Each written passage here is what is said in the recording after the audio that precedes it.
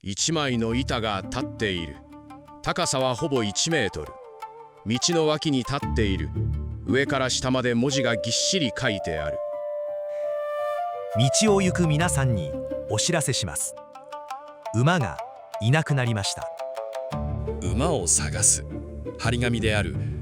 書かれたのは今からおよそ1300年前。紙幣の日本史。今回の紙幣は紙ではありません。木です。いいんです。紙より前は木が紙だったんですから。8世紀の初め、日本の都は奈良にある。平城京、5番の目の道に役所と寺と市場と10万人とも言われる人々の暮らし。紙はある。だが高い。だから人々は身の回りの用事を木の札に書いた。荷物の名札、役所への連絡、字の練習。書き終わった札は削って使い直し、使えなくなったら捨てた。ゴミです。はっきり言ってゴミなんです。でもそのゴミが今回の主役です。紙の記録は燃え、腐り、書き換えられて消えていく。だがゴミ穴に捨てられ、土と水に密閉された木の札は1300年残った。奈良時代の9月6日夕方の4時ごろ、山科寺という寺の南花園の池のほとりで馬が1頭逃げた。いなくなったのは黒影のオス馬1頭。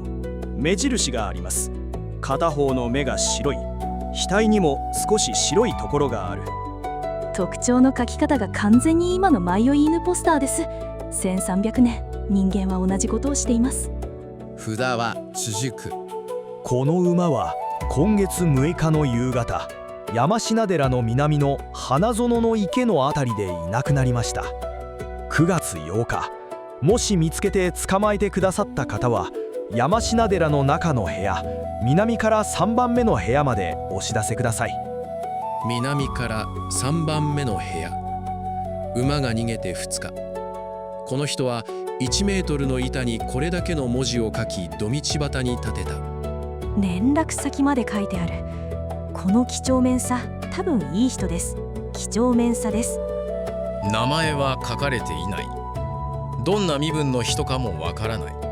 わかるのは片目の白い馬を本気で探していたということだけである。同じ奈良の土からこんな札も出ている。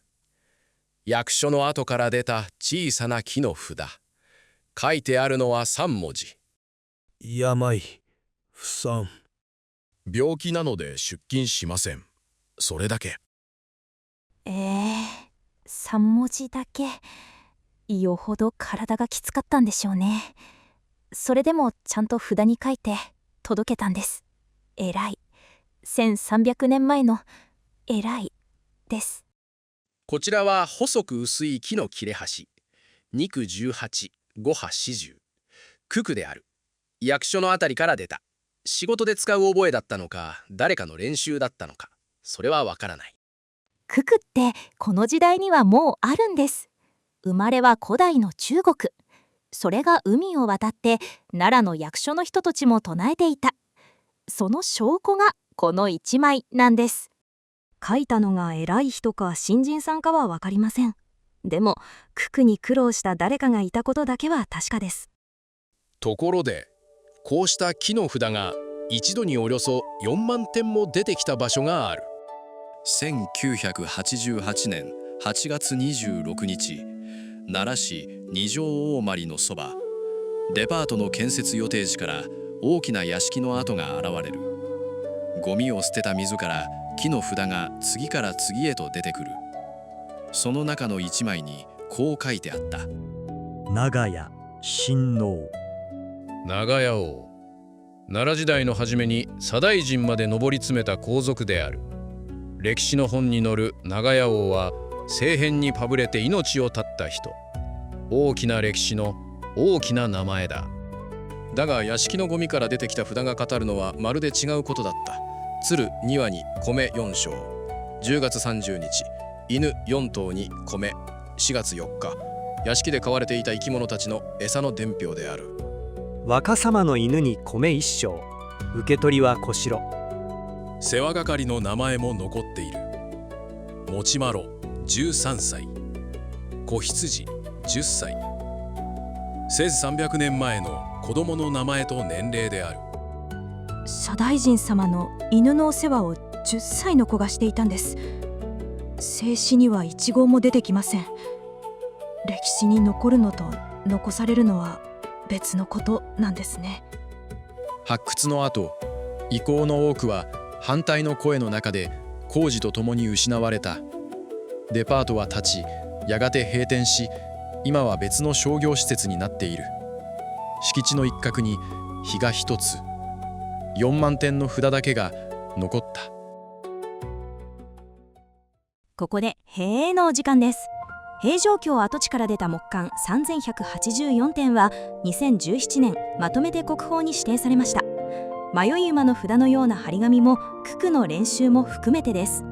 偉い人の宝物ではなく、名もなき人たちのメモが国の宝になった、そういう国宝もあるんです。最後にもう一度あの札の前に立つ。片目の白い黒影の馬。南から3番目の部屋で知らせを待っていた人。馬が見つかったのかどうかは記録に残っていない。分かっているのは、探すために書かれた一枚の板が役目を終えて捨てられ、土の中で1300年眠って今私たちの前にあることだけである。紙片は捨てられたまま今も残っている。次の1枚を探しに行きます。チャンネル登録とこの動画の高評価がその力になります。どうぞよろしくお願いいたします。